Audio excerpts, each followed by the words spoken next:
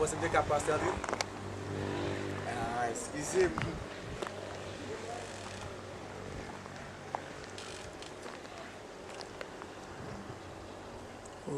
Nous recevons le docteur professeur Naoum Lafleur, qui est écrivain. Il a déjà publié plusieurs ouvrages et des articles scientifiques. Et en ce matin, nous allons avoir un entretien avec lui autour de son dernier ouvrage intitulé « Les plus belles couleurs de la vie ». Docteur Lafleur, bonjour. Bonjour, bonsoir et Monsieur Baudré et bonjour à toutes les auditrices et tous les auditeurs de la radio média internationale. C'est un plaisir pour nous de vous accueillir à l'Unique dans le but de parler sur ce dernier ouvrage qui vient de faire son apparition sous le titre de Les plus belles couleurs de la vie. Donc c'est toujours un plaisir d'accueillir des gens à l'Unique. En ce matin, nous sommes très heureux de vous accueillir. Avant même de parler de l'ouvrage en question, docteur Naoum Lafleur, vous parlez d'Unique, Unique, UNIC. Bien avant, pourriez-vous nous parler un peu de ce qu'est, je pourrais dire, cette université en quelques mots. Unique, c'est quoi? UNIC, c'est Université internationale de la Caraïbe. C'est un centre universitaire né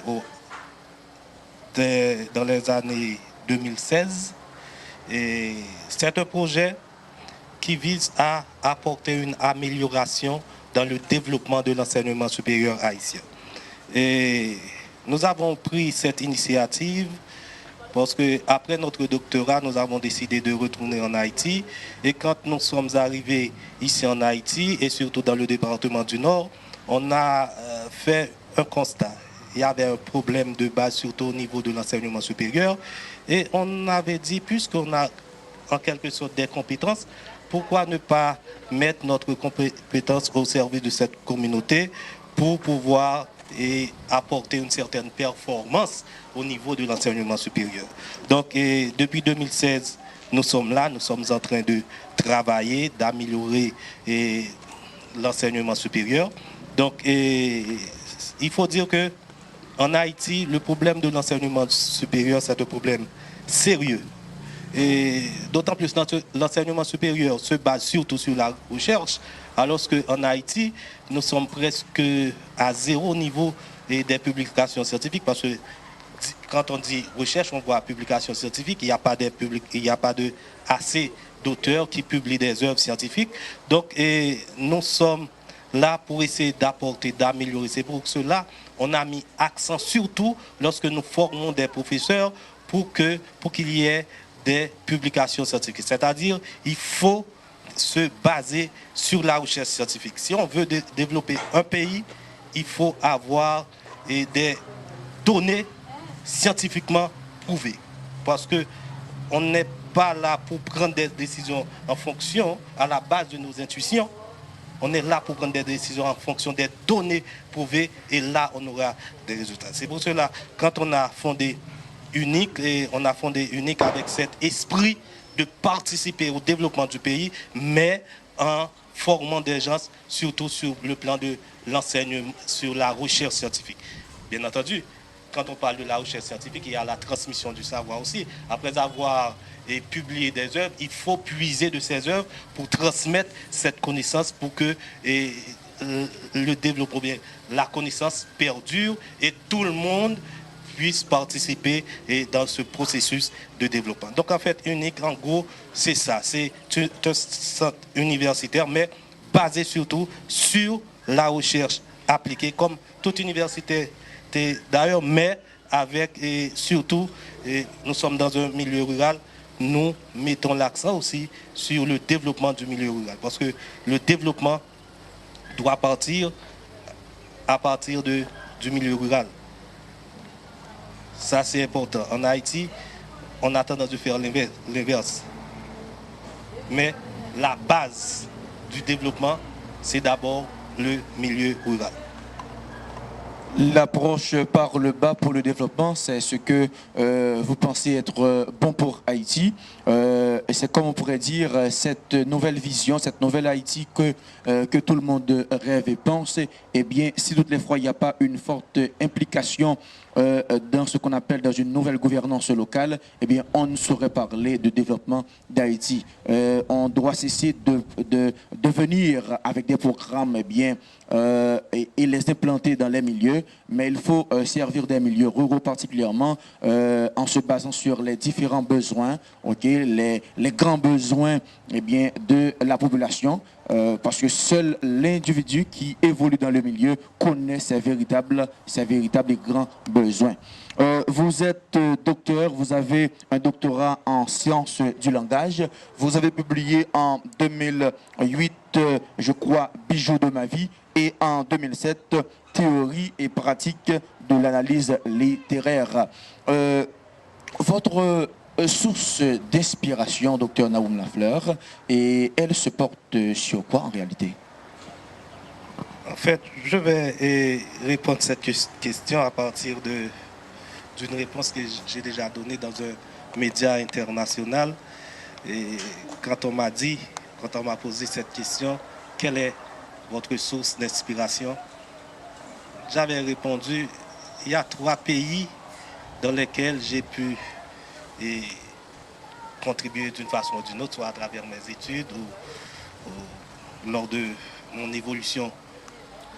Il y a d'abord Haïti, il y a Cuba que j'aime bien, il y a le Chili. J'ai toujours dit que Haïti est ma source d'inspiration. Le Cuba, par exemple, pour moi, c'est un espace où je vois l'importance du travail. Quand on voit la vie cubaine, la façon dont les gens travaillent, mais ils n'ont pas beaucoup de revenus. Et Chili, j'avais dit, alors que c'est là que j'avais fait mon doctorat, c'était un pays pour moi de défi. Mais ma source d'inspiration, c'est Haïti. Pourquoi? Quand on voit des gens en Haïti avec de bons cœurs, des gens qui aiment travailler, mais malheureusement, l'environnement ne leur permet pas de travailler. Et quand je vois des gens qui veulent étudier, mais malheureusement, il n'y a pas de moyens pour étudier, là, je me suis dit que ça, c'est surtout une source d'inspiration.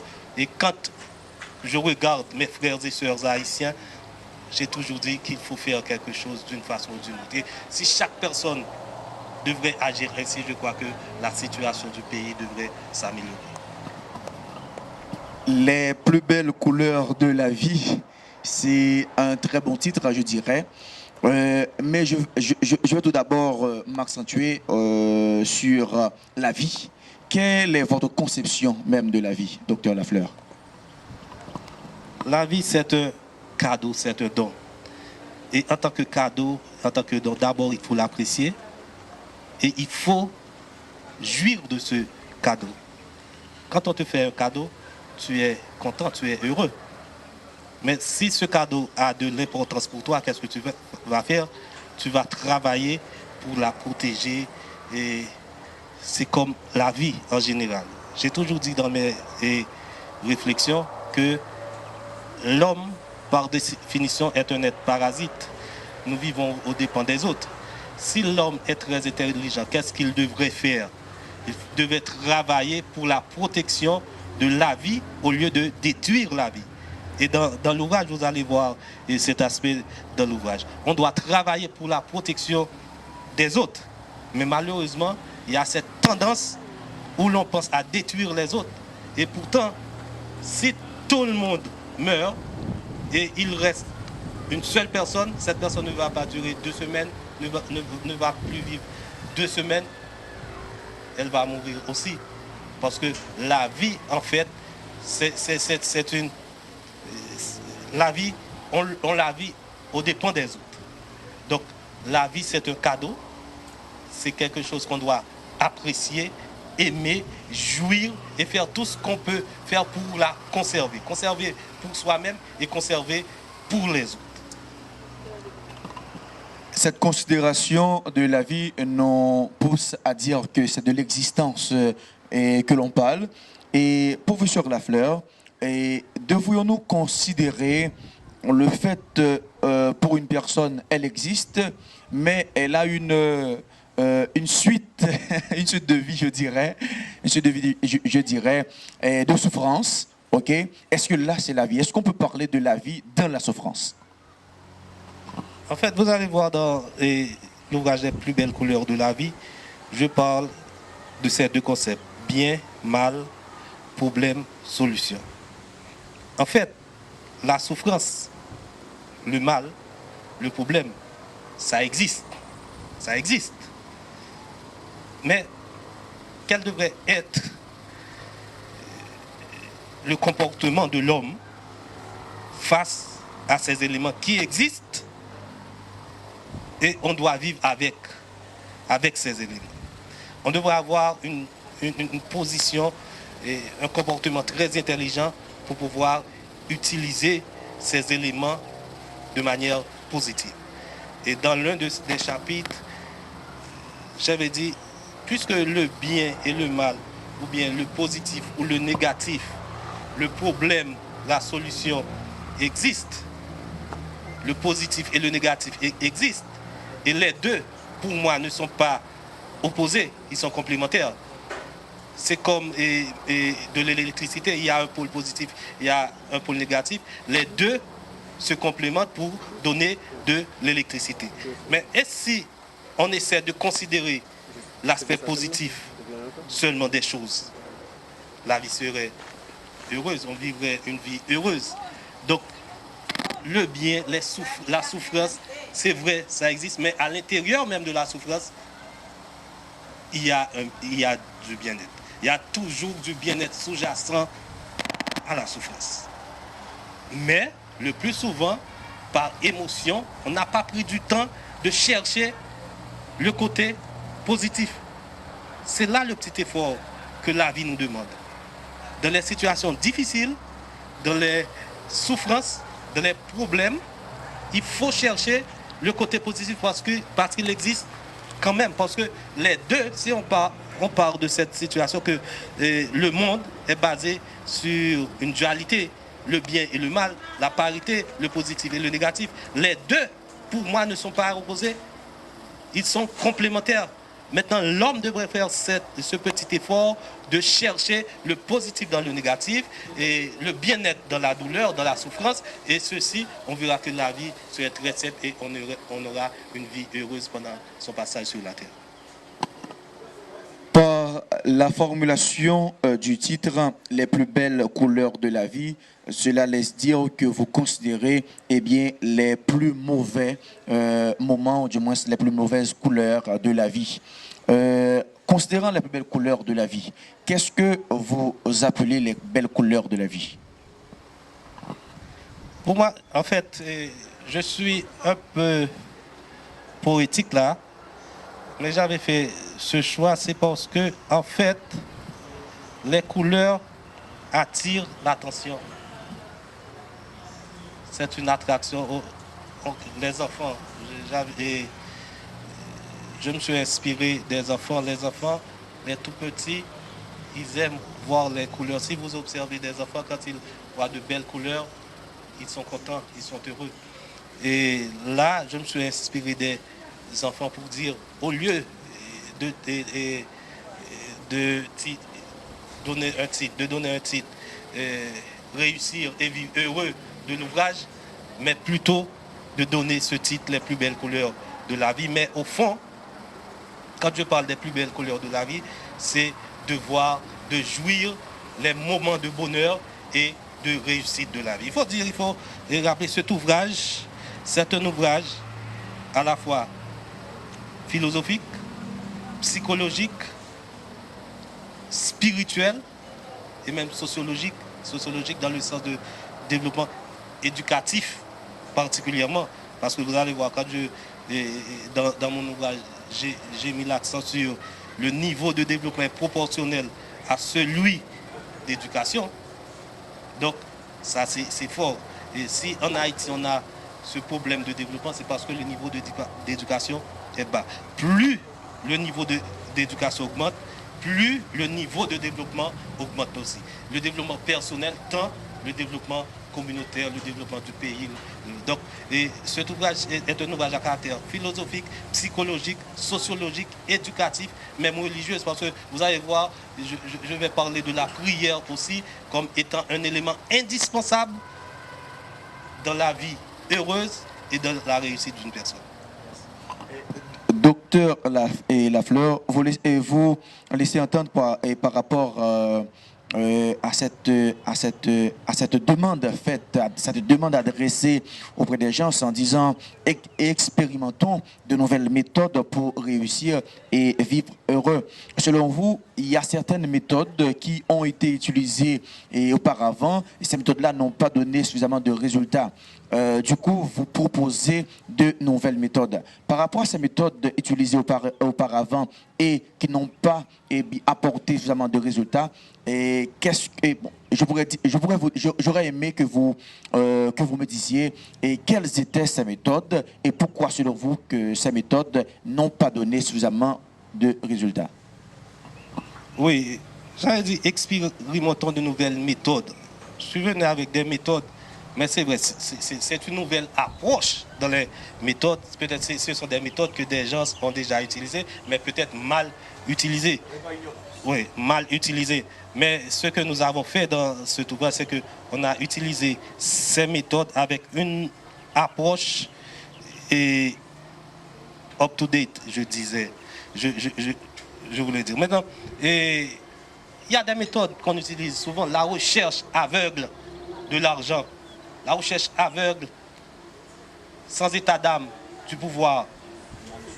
Ce sont des méthodes qu'on utilise pour pouvoir réussir et pour pouvoir vivre heureux. Mais malheureusement, quels que soient les moyens pour avoir de l'argent. Oui, mais malheureusement, ces méthodes n'ont pas de résultats escomptés. C'est pour cela... Alors, vous dites qu'avec cette méthode-là, ces méthodes ne débouchent pas sur les résultats escomptés. Mais si le concerné qui est disant, peu importe les moyens, peu importe les conditions, j'aurai de l'argent, ce quelqu'un obtient de l'argent, et bien là, pour lui, il a réussi sur quelque part.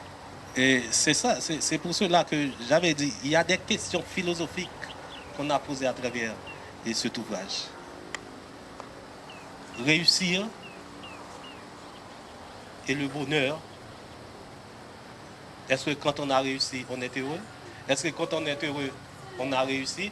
Il y a des questionnements philosophiques qu'on avait. Mais avoir de l'argent ne veut pas dire qu'on a réussi. C'est pour cela, dans l'ouvrage, je parle d'une réussite. Cette réussite dont vous parlez, c'est quoi avant?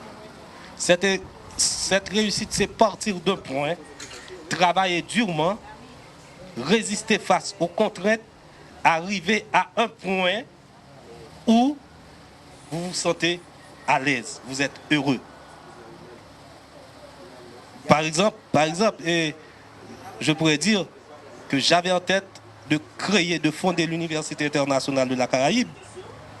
J'ai travaillé durement pour y parvenir, mais après avoir vu que l'université vraiment ça fonctionne bien, et je suis heureux de voir que l'université fonctionne bien, je réussis. Alors, il faut dire que ce n'est pas le premier résultat qui gradue la réussite, mais après le premier résultat, il y a le suivi. Oui. Quel mode de gestion l'ont fait de la première partie, du résultat, du premier résultat qu'on a obtenu? Très bien. Et là aussi, à travers l'ouvrage, on a parlé. Il y a même un schéma, tout un schéma que j'ai créé. Ça se trouve sur l'endopage de l'ouvrage. Vous allez voir rêve et succès. La réussite à partir de rêve. On rêve de faire quelque chose, on rêve de devenir quelqu'un, car le rêve est gratuit, on peut tout rêver. Mais le rêve ne reste pas là. Après le rêve, la partie, je vais dire quelque chose intéressant, la partie importante du rêve, c'est l'idée. C'est la phase concrète du rêve. Aussi abstrait que cela peut apparaître sur le plan conceptuel, mais les idées constituent la partie concrète du rêve. Tout comme la partie concrète des idées, c'est le plan. Après le plan, c'est le projet. Le projet, maintenant, une fois réalisé, on va transformer ce projet en un programme, c'est-à-dire le suivi dont vous venez de parler. Il faut qu'il y ait de suivi pour que ce projet perdure dans le temps, dans l'espace. Et à partir de là... Non, un programme, c'est la multiplication, c'est la conjugaison même des projets. Donc, j'ai créé ici l'Université internationale de la Caraïbe, à Limonada du Bout. Après ça va. Je vais créer un autre centre dans un autre espace, dans un autre endroit, et avec la même philosophie, etc. C'est là, ça devient un programme. C'est plus un projet, c'est un programme. Donc, c'est là. Je dis toujours, c'est la conjugaison des projets qui donne ou la multiplication des projets qui donne le programme. À partir d'un programme, on peut parler de succès. Mais maintenant, quand on arrive à ce point-là, on va avoir naturellement de nouveaux rêves. Une fois arrivé, c'est pour cela que je parle d'une vie réussite. Ce n'est pas de la réussite. Parce que quel que soit le niveau atteint, on va avoir de nouveaux rêves. Ça, c'est l'homme qui est ainsi. On n'est jamais satisfait d'être un homme ou une femme réussite.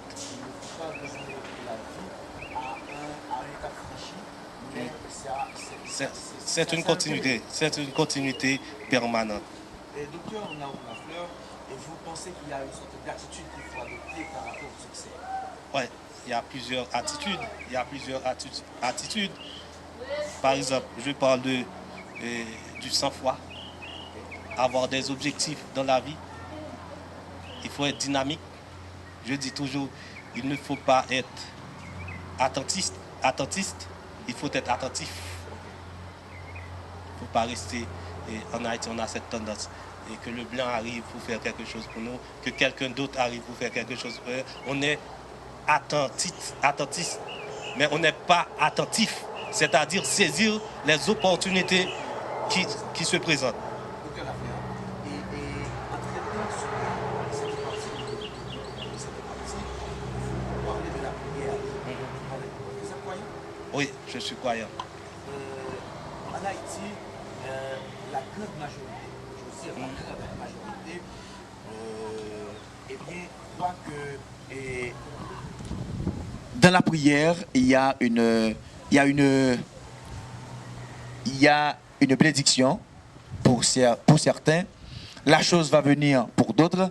Donc, est-ce que selon vous, il n'y a pas plus de gens qui prient que ceux qui posent certaines actions que l'on pourrait qualifier d'actions positives, des actions qui laisseront entendre que il faut partir d'une idée, d'un projet suivi des programmes? En fait, c'est pour ça que je parle de nouvelles méthodes. Mon approche de la prière, ce n'est pas une approche commune. Dans mon ouvrage, je parle de quelqu'un qui prie, c'est quelqu'un qui travaille. Il y a un lien entre la prière et le travail. Si je prie seulement, parce que il y a cette approche où l'on a tendance, quand on dit on prie, on laisse Dieu faire tout. Mais quelqu'un qui est un homme de prière, c'est quelqu'un qui a un plan.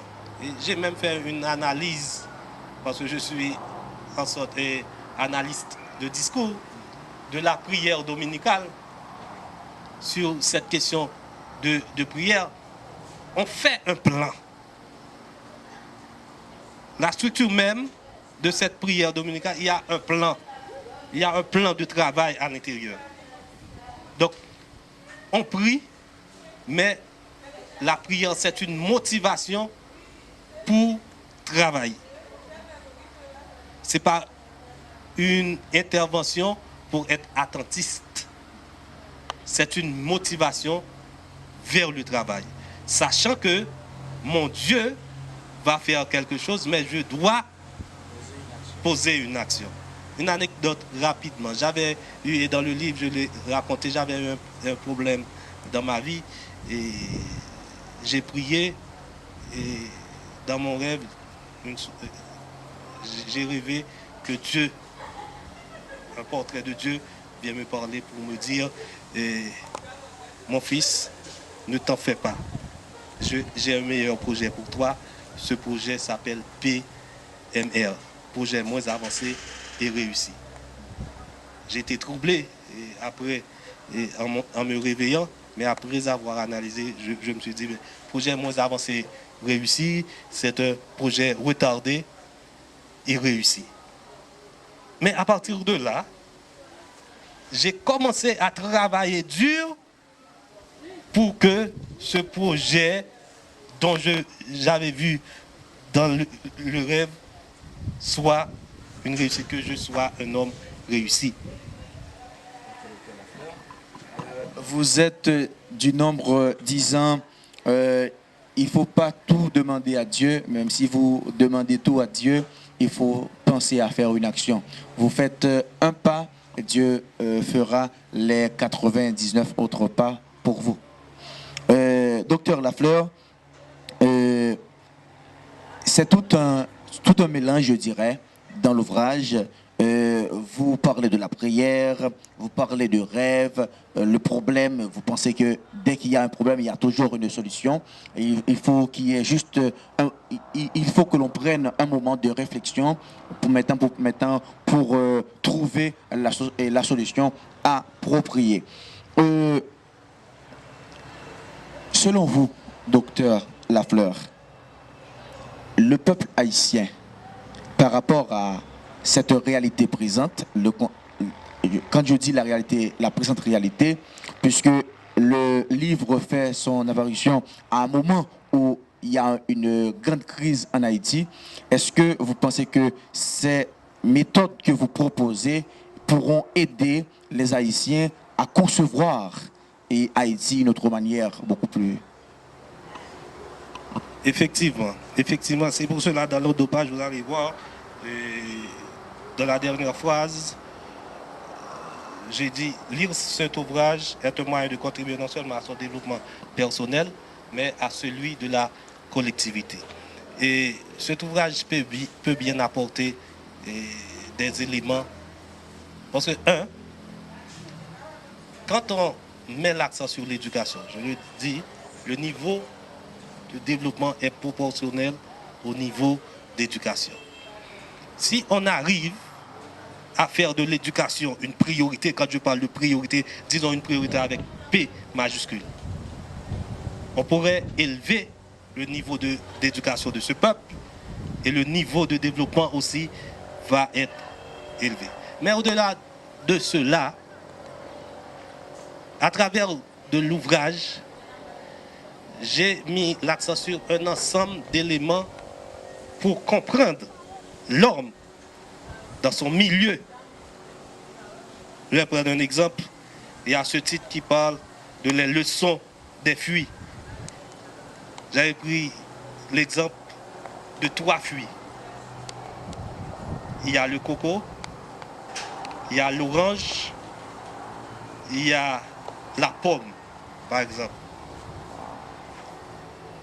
J'ai développé cet aspect pour dire que, quelle que soit la personne, elle peut donner des résultats.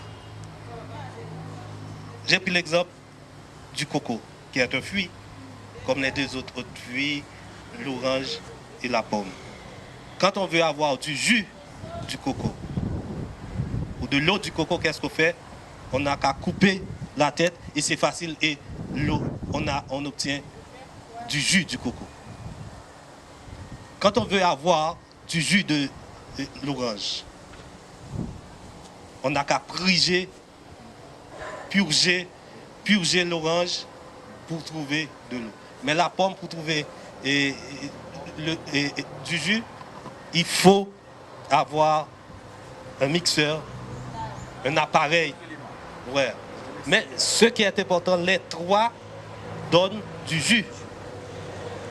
Mais il y en a un qui donne du jus plus facilement, comme le coco. Il y a un autre, on fait un petit effort. Il y a un autre, on fait beaucoup plus d'efforts. Mais ce qui est important, les trois donnent du jus. L'homme haïtien aussi, l'homme de manière générale, tous peuvent donner des résultats. Ça va dépendre de la méthode utilisée pour pouvoir aider les autres à donner des résultats. L'homme haïtien peut donner des résultats. Il faut pas faire attention à ceux qui disent qu'on ne peut pas donner des résultats et nous sommes des nègres, etc. Ce sont des propos racistes, discriminatoires. Tout le monde peut donner des résultats. Et je vais te dire également plus profondément. Dans l'ouvrage, j'ai dit, je ne crois pas à la paresse. Chacun travaille en fonction de sa motivation, de sa position. Des gens paresseux. Moi, j'aime pas dire un tel ou une telle est paresseux ou paresseuse. Chacun travaille selon sa situation, selon sa motivation. Donc, tous peuvent donner des résultats. Donc, si on utilise les théories, les méthodes, les approches qu'on a mis dans cet ouvrage, non seulement on va avoir un développement personnel, car on va réussir sur le plan personnel, mais sur le plan de la collectivité, sur le plan communautaire, on va aussi réussir. Haïti va réussir, même le monde va réussir. Docteur Lafleur, il y a cette pratique dans le milieu haïtien où on a tendance à mettre prise à qualifier un enfant particulièrement de petit Joseph, petit Joël, petit Sétanise, petit Jacques, petit docteur. Et est-ce que ces appellations ne sont pas, je dirais, provocateurs par rapport à cette faiblesse, cette attitude à ne pas penser que l'on peut donner des résultats, parce que dès le début, on nous sous-estime, ok? On sous-estime l'enfant, on lui traite de petit. Est-ce que ça a un impact réellement sur le mode opératoire de l'enfant, de l'avenir, ses manières d'agir, ses choix de la vie? Est-ce qu'il y a quelque chose qui se produit? Et ça, il faut dire, il ne faut pas oublier, je suis linguiste, je vais donner une approche, une réponse beaucoup plus linguistique. Mais pour nous autres, en tant que linguistes, les mots, le sens des mots est subjectif. Le sens des mots est subjectif et ça va dépendre de la situation ou le contexte de communication, etc. Quand on dit petit ou petit, ça peut avoir une connotation affective.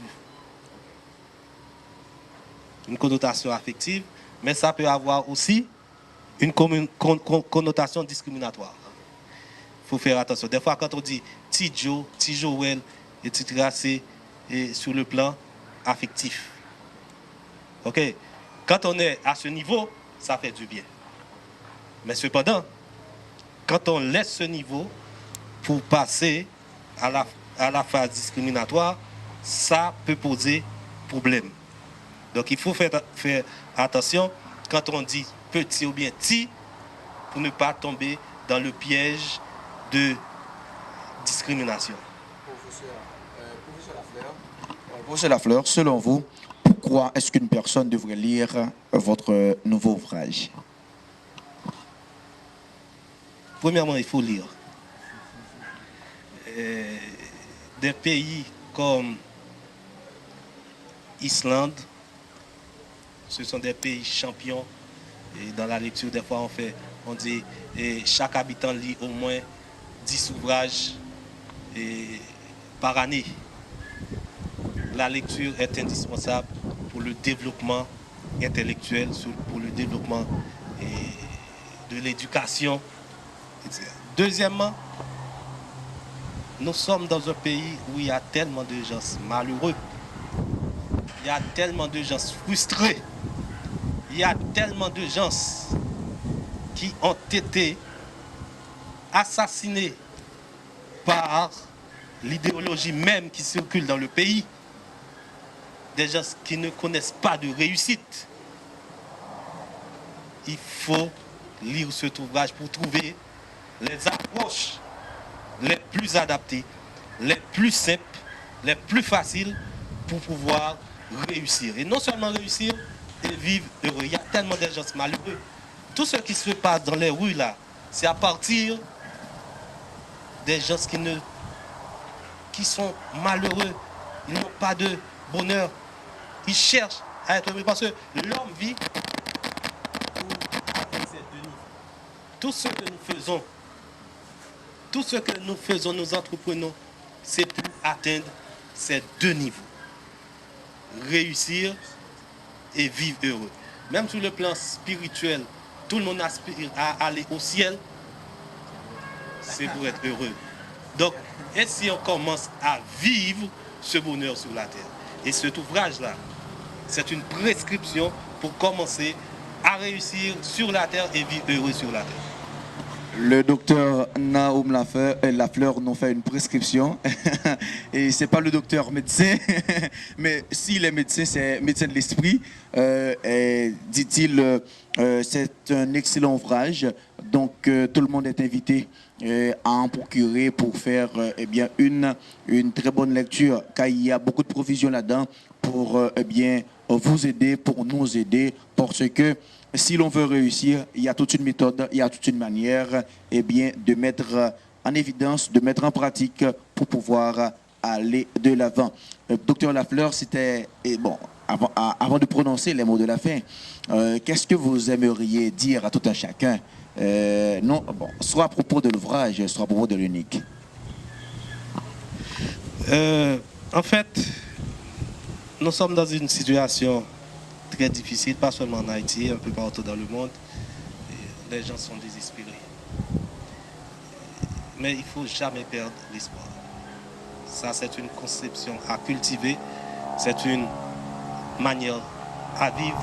Il ne faut jamais perdre de l'espoir. C'est vrai, la situation est difficile, la situation est compliquée, on est désespéré, mais il y a toujours de l'espoir à travers la désespération.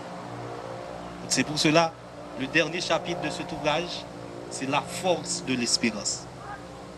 Et j'ai même dit dans cet ouvrage, on peut tout oublier, mais il ne faut jamais oublier cet aspect qu'il faut garder l'espérance. Même quand tout va mal, il faut garder de l'espérance.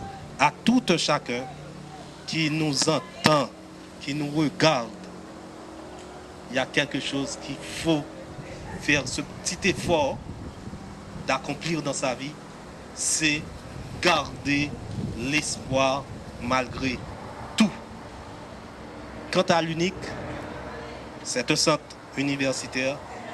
Nous favorisons, nous travaillons pour l'excellence. Parce que l'université, après tout, c'est ça, c'est l'excellence. Nous travaillons dur pour arriver à atteindre l'excellence. Et c'est intéressant de voir quelques universités au niveau de la Caraïbe déjà nous suivent dans notre démarche de l'excellence et surtout de travailler avec nous pour que les Caraïbes, de manière générale, travaillent au niveau des recherches scientifiques pour que les Caraïbes soient présentes dans les grandes revues internationales. Parce que, en fait, qu'est-ce que les grandes universités occidentales font en général? Elles nous utilisent pour produire des documents scientifiques et publier en leur nom.